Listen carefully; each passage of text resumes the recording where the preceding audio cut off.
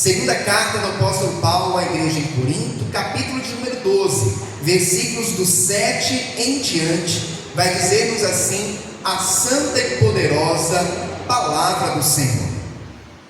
E para que me não exaltasse pelas excelências das revelações, foi-me dado um espinho na carne, a saber, um mensageiro de Satanás, para me esbofetear, a fim de não me exaltar, acerca do qual 3 vezes orei ao Senhor, para que se desviasse de mim, e disse-me: a minha graça te basta, porque o meu poder se aperfeiçoa na fraqueza. De boa vontade, pois, me gloriarei nas minhas fraquezas, para que em mim habite o poder de Cristo. Pelo que sinto prazer nas fraquezas, nas injúrias, nas necessidades, nas perseguições, nas angústias, por amor de Cristo. Porque quando estou fraco, então sou forte. Aleluia. Como é nosso costume, eu convido a igreja a repetir após mim o versículo de número 9, que diz-nos assim: e disse-me, a minha graça te basta, porque o meu poder se aperfeiçoa na fraqueza. Somente a parte A do versículo. Coloque a Bíblia no teu assento. É momento de falar com Deus. Senhor querido e Pai amado, o nosso coração nesta manhã está regozijante na tua presença, por aquilo que o Senhor já tem operado em nosso meio. Já pudemos aqui, Senhor, falar contigo em oração. Já podemos também louvar e agradecer o santo e maravilhoso nome do Senhor através dos louvores. E agora a tua igreja espera receber uma palavra. Não uma palavra que nasceu no coração do homem, não uma palavra que venha de conhecimento humano, mas uma palavra que nasceu primeiramente no coração do próprio Deus, no teu coração, Senhor, e que agora será ministrada ao coração da sua igreja. Por esta razão, ó Pai, nós lhe pedimos que mais uma vez o Senhor venha abrir os nossos ouvidos espirituais, venha abrir, ó Pai, o nosso entendimento, para que nós possamos não apenas ouvir, mas entender a mensagem que o Senhor tem preparado a cada um de nós, e que esta palavra seja como alimento para a nossa alma, combustível para a nossa fé, e como uma bússola, ó Pai, que nos aponta o norte, que nos mostra, ó Deus, o caminho da sua vontade, que é boa, perfeita e agradável. Nesse momento, eu me coloco, ó Deus, diante de Ti, como um simples servo que sou, e lhe peço: usa-me, ó Pai, como um instrumento em Suas mãos, para pregoar a santa e poderosa palavra do Senhor. É o que nós lhe pedimos e desde já lhe agradecemos, em nome de Jesus. Amém e graças a Deus. Agora eu te convido a dar a mais forte salva de palmas ao Senhor Jesus. Aleluia.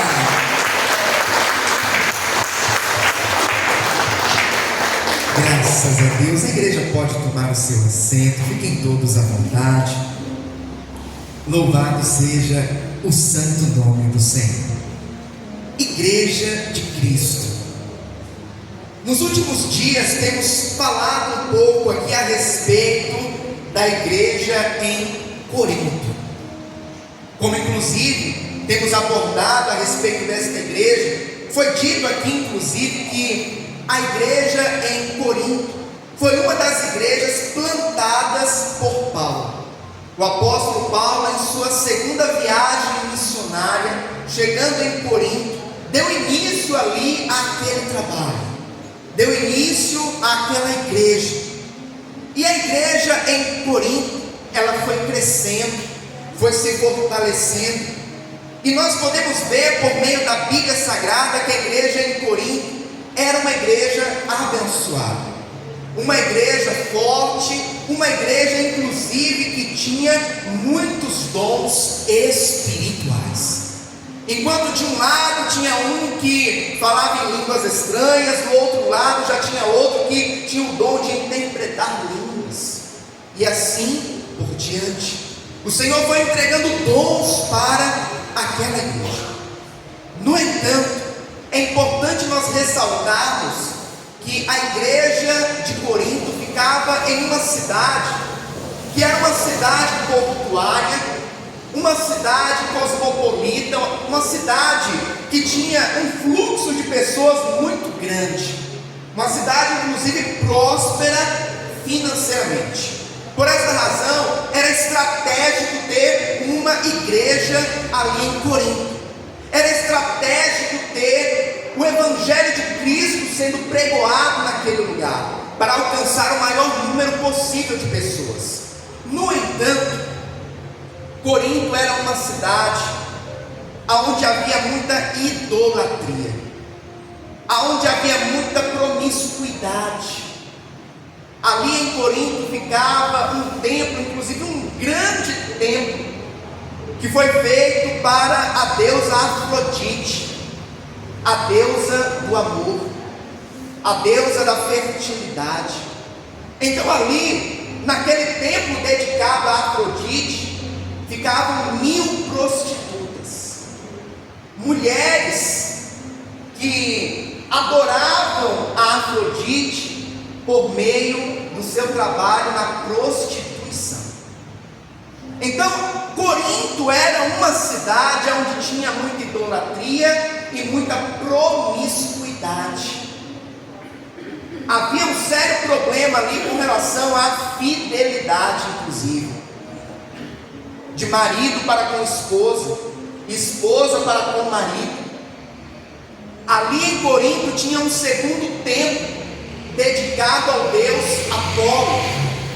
O deus Apolo, ele já era o deus responsável dentro da cultura grega pela beleza masculina. Então, por essa razão, nós podemos até ver lá na Grécia muitas estátuas de homens, sem roupa, exaltando a beleza do corpo humano. Isso era por conta do deus Apolo. Então a igreja que estava em Corinto, ela tinha a missão de propagar o Evangelho, de influenciar as pessoas naquele lugar, mas tinha também a missão, o dever de se manter firme para que o mundo não entrasse dentro da igreja, para que a promiscuidade não entrasse dentro da igreja, para que a idolatria não entrasse dentro da igreja. Quando o apóstolo Paulo escreve a primeira carta à igreja em Corinto, é com a finalidade de fortalecer a fé dos irmãos, mas também de trazer elucidações, ou seja, tirar dúvidas que muitos ali tinham, dúvidas inclusive a respeito do casamento. Como que deveria ser a vida de casado? Porque no mundo eles viam que não havia fidelidade. O homem poderia ter várias mulheres, a mulher poderia também ter vários homens. E nós, Paulo, que estamos na igreja, como a gente deve agir? Então o apóstolo Paulo escreve esta carta para enfatizar coisas muito importantes, pontos muito sérios, como por exemplo o casamento, como por exemplo também os dons espirituais que haviam ali na igreja de Corinto. Falar a respeito do amor, o amor um para com o outro, de irmãos para com irmãos. Falar inclusive a respeito de como que deveria ser ministrada a Santa Ceia do Senhor. É por isso que quando vamos participar da Santa Ceia, nós abrimos em 1 Coríntios 11, 23 em diante. É onde Paulo está explicando para aquela igreja abençoada, forte, mas que tinha dúvidas de como que deveríamos participar do corpo de Cristo. Quando nós chegamos na segunda carta de Paulo a Coríntios, nós vamos ver que Paulo está lidando com uma situação diferente. Agora já não são mais dúvidas do dia a dia da vida cristã. No meio da igreja de Corinto, começaram a aparecer falsos apóstolos, dizendo que eram de Deus, e pregando coisas no nome de Deus, mas que na verdade era paganismo. Mais uma vez, o mundo querendo corromper a igreja. Mais uma vez, Satanás querendo enganar o povo de Deus. E aqui eu abro um parênteses para te dizer algo importante. Será que nos dias de hoje é muito diferente? Será que Satanás ele também não tem tentado enganar a igreja, enganar o povo de Deus? Eu não digo conseguir, mas tentar. Pode ter certeza que todos os dias ele tenta. O diabo é o pai da mentira. Interessante que quando Jesus ele estava no deserto sendo tentado pelo diabo, o diabo inclusive usou a palavra para tentar fazer com que Cristo se prostrasse perante ele, com que Cristo se lançasse de cima de um alto monte. No entanto, ele usava a palavra de forma errada, usava a palavra de forma deturbada, mas foi com a mesma palavra que Jesus rebateu as investidas de Satanás, até que Satanás viu que não tinha chance, aleluia, de enganar a Cristo, e se afastou da presença do nosso Senhor.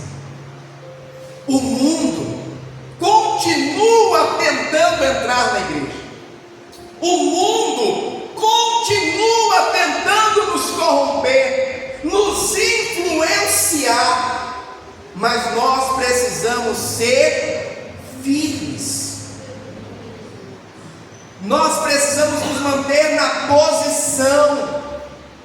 É por isso que o apóstolo Paulo, ele também fala: portanto, meus amados irmãos, sedes firmes e constantes, sempre abundantes na obra do Senhor, porque não é vão o seu trabalho no Senhor. A igreja de Cristo, 2000 anos depois, mas continua enfrentando, continua batalhando e lutando todos os dias contra o mundo, contra o diabo. E nós precisamos ter firmeza, porque tudo que o diabo quer é uma brecha, tudo que o diabo quer é uma oportunidade para que ele venha trazer engano, para que ele venha trazer costumes pagãos, para que ele venha trazer o pecado para dentro da igreja. E abro um parênteses aqui para te dizer também que nem sempre o pecado chega com cara de pecado, nem sempre o mal chega com cara de mal. O inimigo, ele tenta camuflar. Sabe aquele famoso: não tem nada a ver, está todo mundo fazendo, são novos tempos. E aí muitos falam: é verdade, né? Estamos no século 21, não tem nada a ver isso mais não. E aí muitos acabam indo nesse não tem nada a ver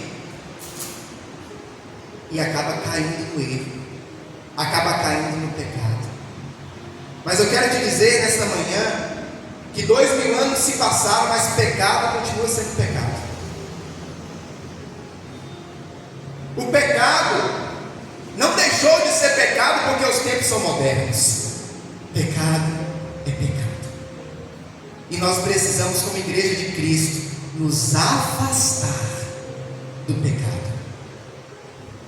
Paulo agora, tendo conhecimento disso, de que em Corinto haviam falsos apóstolos, pessoas que chegaram querendo introduzir dentro da igreja costumes, hábitos que não eram da parte de Deus.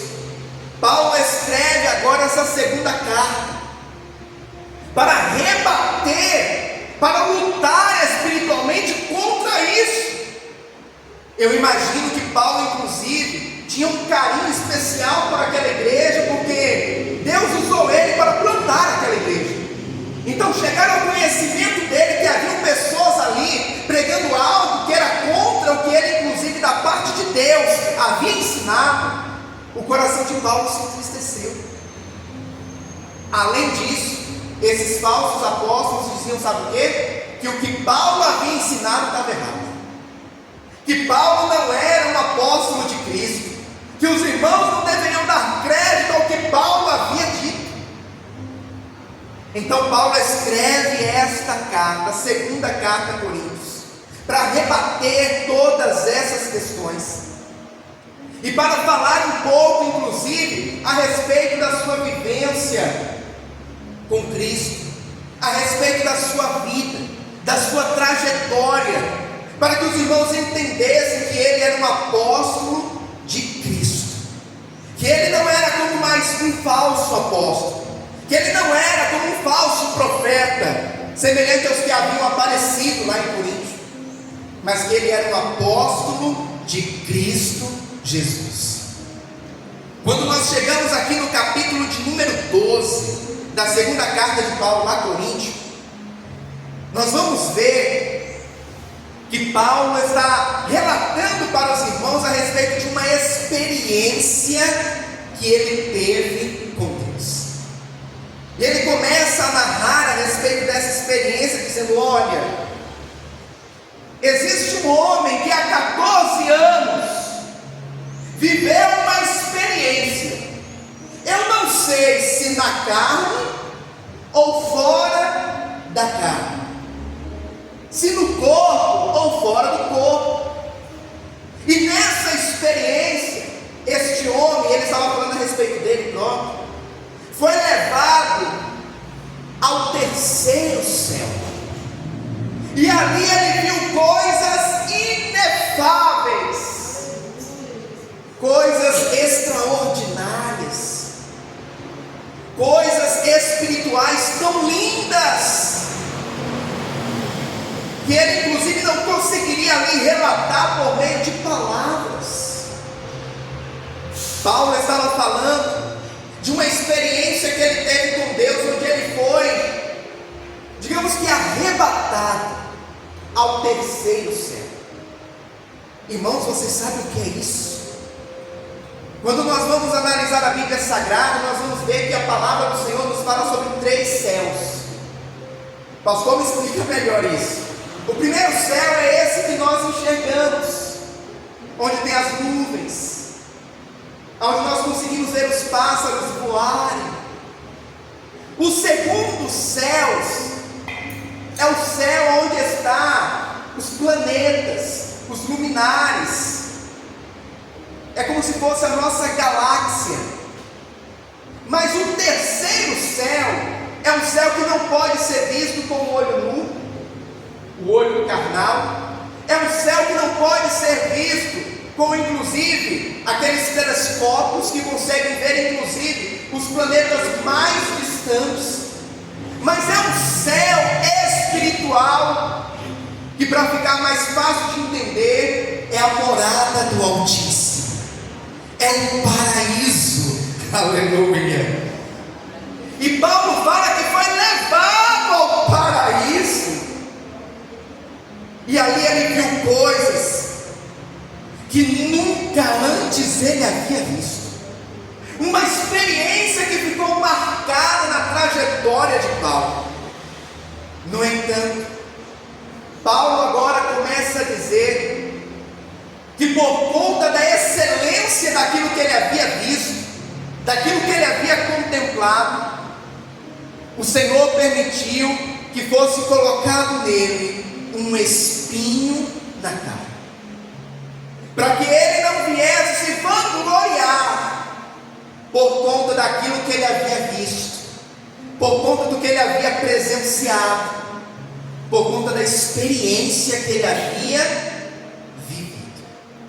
E é aqui nesse ponto que nós damos início àquilo que Deus quer fortemente tratar comigo e com você nesta manhã. Paulo fala que esse espinho na carne era inclusive um mensageiro de Satanás, que vinha até ele e o esbofeteava, para que ele não viesse se ensoberbecer, se vangloriar pelo que ele havia presenciado. Aqui eu abro um parênteses para te dizer algo importante. Existem lutas que nós enfrentamos na vida, existem experiências pelas quais nós passamos, que é permissão do Senhor. Deus permitiu que você entrássemos naquela situação, para nós sermos tratados através daquela situação. Pastor, Deus tem prazer no meu sofrimento? Deus está se alegrando com a luta que eu estou enfrentando? De maneira nenhuma. Deus não tem prazer no meu sofrimento, no teu sofrimento. Deus não tem prazer em ver as nossas lutas e adversidades. No entanto, o sofrimento, quando nós passamos por ele, Deus usa isso como uma ferramenta para trabalhar em mim e em você, para nos moldar, para nos lapidar, e para não permitir muitas das vezes que venhamos nos afastar da sua presença.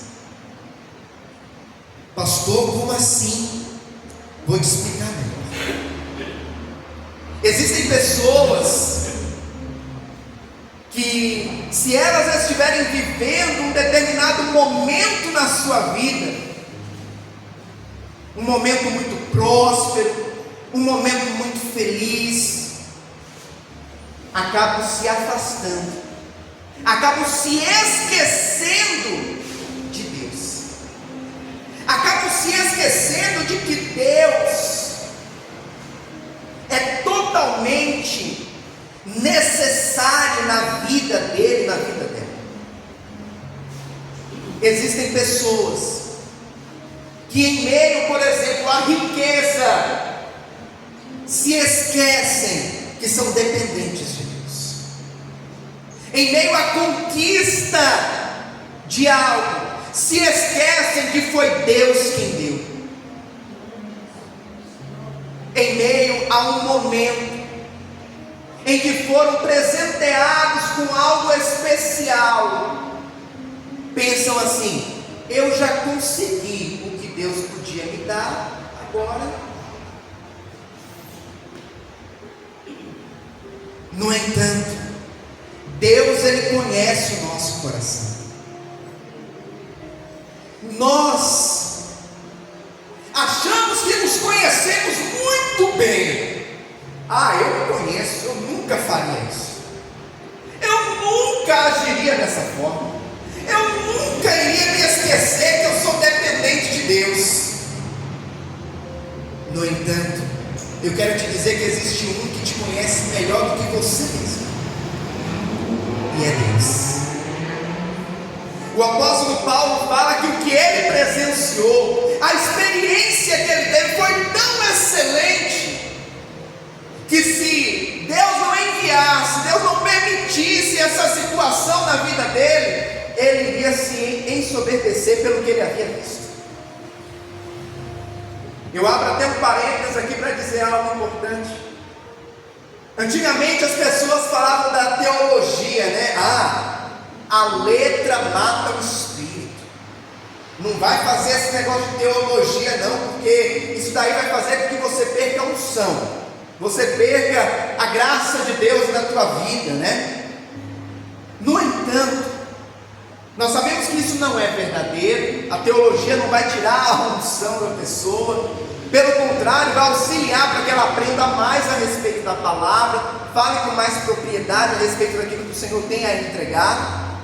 No entanto, os mais antigos falavam isso, sabe por quê? Porque o conhecimento muitas das vezes leva o homem a ficar altivo. Eu sei, eu conheço, eu sei mais que os demais. Aí está a ruína. Aí está onde muitos se perdem. Eu tenho conhecimento, então eu não preciso de unção, eu tenho conhecimento. Aí está a ruína. E é por conta de alguns que caíram nisso que os mais antigos falavam: a letra mata, ou seja, a teologia mata a unção. Porque muitos se entregaram à altivez após terem um conhecimento mais aprofundado na palavra.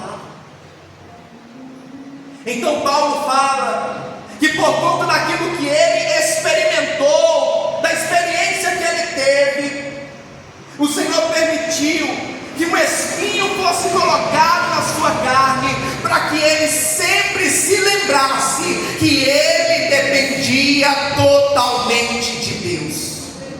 Que apesar da experiência que ele havia tido, sem Deus ele não era nada. Aleluia! Então, pastor, Deus permite lutas na minha vida? Sim.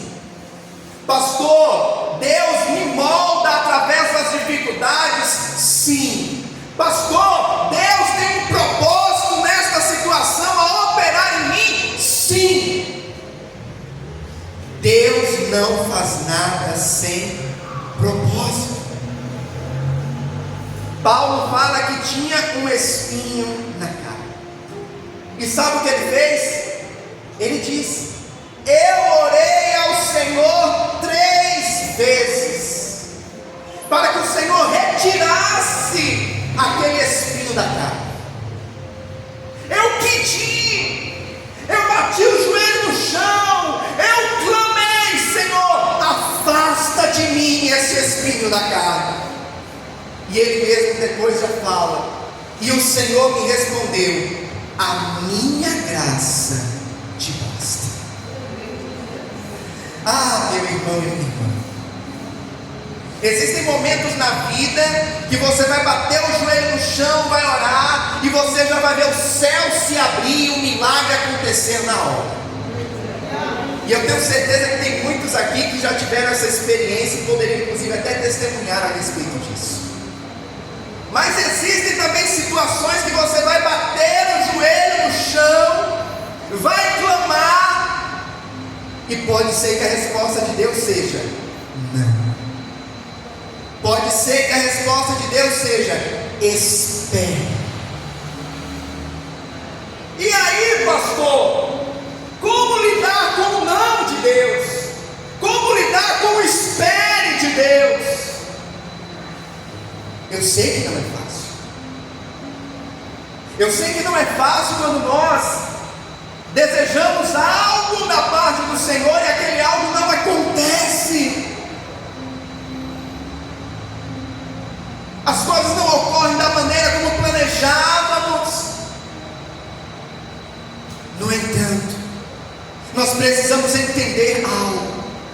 Quando Deus não entrega aquilo que eu e você pedimos, mas Ele entrega sobre nós algo muito maior, que é a sua graça, para suportar, para se manter de pé em meio à situação. quando a resposta de Deus sobre a minha e a tua vida não for um sim, pode ter certeza que a graça dele será suficiente para que você permaneça de pé. E nós, como cristãos, precisamos ter esse entendimento. Conforme nós vamos amadurecendo no Senhor, na vivência com Deus, nós precisamos ter esse entendimento. Porque existem muitos cristãos que estão ainda como crianças. Existem muitos cristãos que estão ainda como crianças, achando que tudo que pedir, Deus vai dar na hora, Deus vai fazer do jeito que Ele quer, e acham que Deus é seu servo. Eu vou pedir, Ele vai fazer. Inverteu as coisas? Deus não é nosso servo, Deus é nosso Senhor. Nós somos servos dele. E quando nós pedimos, nós precisamos entender que o nosso pedido ele passa pelo crivo da vontade de Deus. E se o que pedimos não for a vontade perfeita de Deus, e se o que pedimos não for o plano de Deus para aquele momento, vamos ficar igual criança mimada? Eu não quero mais, eu não vou mais servir a Deus, eu vou sair da igreja, eu estou decepcionado. Cristãos que estão como crianças, nós precisamos dia após dia amadurecer a nossa vida com Cristo, a nossa vivência com Deus, e sairmos do patamar de crianças espiritualmente falando, e comer deste alimento forte, que é a palavra de Deus, que nos ensina a verdade que o Evangelho de Cristo não é um Evangelho de facilidades, que o Evangelho de Cristo não é um livro de autoajuda, que a pregação do Evangelho não é agir como coach, massageando o ego. O Evangelho de Cristo é o Evangelho que traz conserto, é o Evangelho que mostra as nossas falhas, é o Evangelho que mostra que nós somos pecadores e que sem Deus nós não somos nada, e que nós precisamos dele todos os dias para caminhar, e que é a graça dele, oh aleluia, oh é a minha graça que te basta, aleluia, oh aleluia,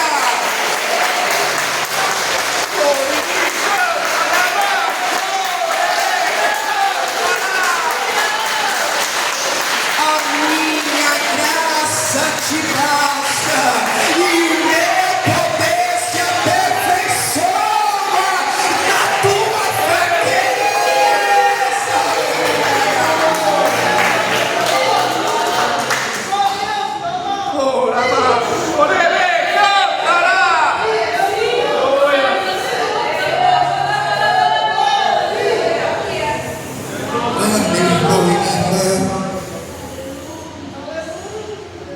As lutas vêm, e muitas das vezes elas são ferrenhas. A Bíblia não fala, o apóstolo Paulo não deixou claro qual era esse espinho na carne. Aí os teólogos ficam conjecturando o que poderia ser o espinho da carne de Paulo.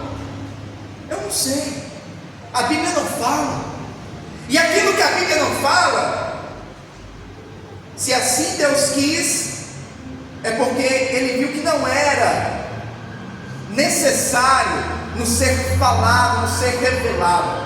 O fato é que aquele homem enfrentava, mesmo sendo um homem de Deus, mesmo sendo alguém que estava andando em fidelidade com o Pai, mas aquele homem enfrentava uma grande luta. Interessante que essa luta que ele enfrentava ajudava ele a permanecer próximo de Deus. A luta que ele enfrentava ajudava ele a entender que ele era dependente de Deus. A luta que ele enfrentava ajudava ele a entender que ele não era melhor que o próximo. Não questione. Se você está enfrentando um processo, apenas entenda que Deus está no controle da tua vida, e que tudo que Deus faz é bom, é perfeito, e coopera para o nosso bem. Até as lutas, no caso de Paulo, até o espinho na carne estava cooperando para o bem, para ele não se ensoberbecer, para ele não se afastar de Deus, para ele não se achar melhor que os demais. Há um propósito da parte de Deus para enfrentarmos as lutas da vida. Mas pode ter certeza que o Deus que permite a luta na minha e na tua vida, jamais, e eu repito, jamais, e eu reitero, jamais vai te deixar sozinho nessa luta. Ele vai estar ali com você, lado a lado. A sua graça vai estar sendo derramada sobre você, dia após dia, até chegar no fim desse processo, até chegar no término dessa luta. Existem momentos que a resposta de Deus é espere, e enquanto você espera, se alegre na graça.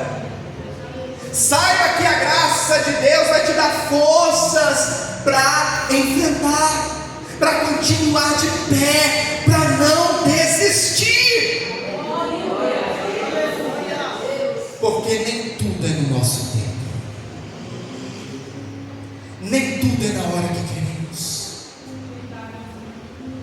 Criança acha que tudo é no tempo delas, não é assim? Ah, pai, eu quero. Ah, pai, me dá. Ah, pai, é agora. Mas nós, como pais, dizemos: calma, ainda não é o tempo. E enquanto não chegou o tempo, ei, se acalma, se alegre na esperança. Vai chegar o dia, vai chegar a hora. E Deus, muitas das vezes, fala assim com a gente também. Nós estamos dizendo: Senhor, eu quero, Senhor, é agora, Senhor, eu preciso para ontem. E Deus está dizendo: calma, ainda não é o tempo. Calma, você ainda não está pronto para receber isso. Calma, eu não quero te perder por conta disso. Porque tem muita gente que, se Deus der tudo o que ela quiser na hora que ela quer, a pessoa se afasta.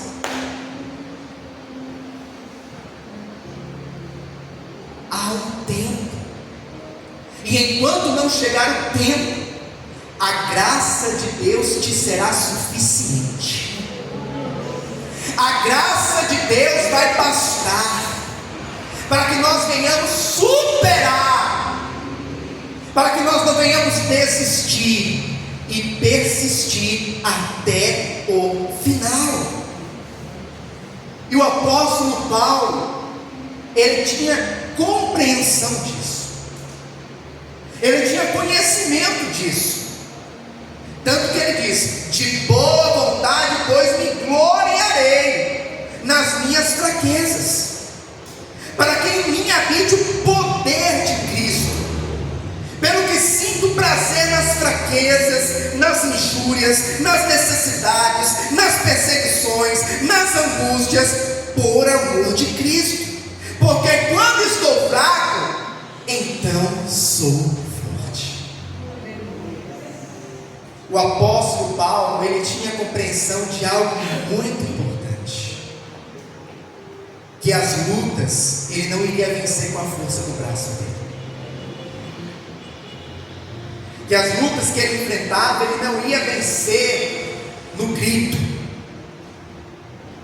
mas ele ia vencer na força do Senhor. Porque mesmo quando ele estava fraco, mesmo quando ele estava abatido, triste, o poder de Deus vinha sobre ele, aleluia.